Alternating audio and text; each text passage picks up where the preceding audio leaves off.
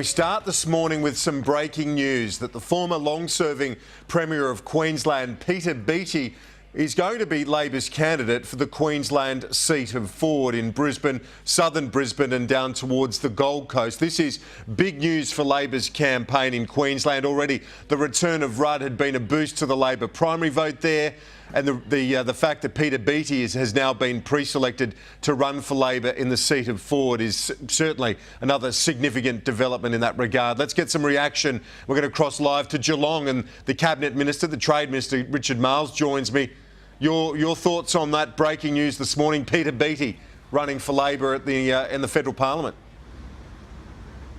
Well, I've just learnt that from you, Kieran, but that's very exciting news. Peter Beattie is one of the most formidable politicians that Labor has in this country. He was a great Premier of Queensland. He would make an enormous contribution to a federal Labor government, and he's obviously a very popular figure in Queensland, and you've got to think that in a seat like Forde, he's going to make a real difference. So this is a great addition to the Labor team, and I think every Queensland Labor person, but indeed every Labor person around the country, will be greatly heartened by this news. You say it's a boost in Forde. Do you think it's potentially a boost across Queensland, where I presume, remains a fairly popular figure?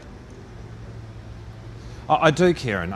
He was a very popular figure as Premier of Queensland. He was somebody who absolutely left at the very top of his game when he was Premier of Queensland. He's somebody who understands his state, but I think actually understands the Australian people. And this will be a boost to the campaign right across the state of Queensland. But actually I think it's a boost to the campaign across the country, because what it says is that Australia's leading Labor figures absolutely believe in the Rudd government, believe that we will win this election, and are going to want to make a contribution to a future Labor government. You say he's popular, but towards the end of certainly the Bligh government, the Labor Party felt that it was past its use-by date well and truly up there.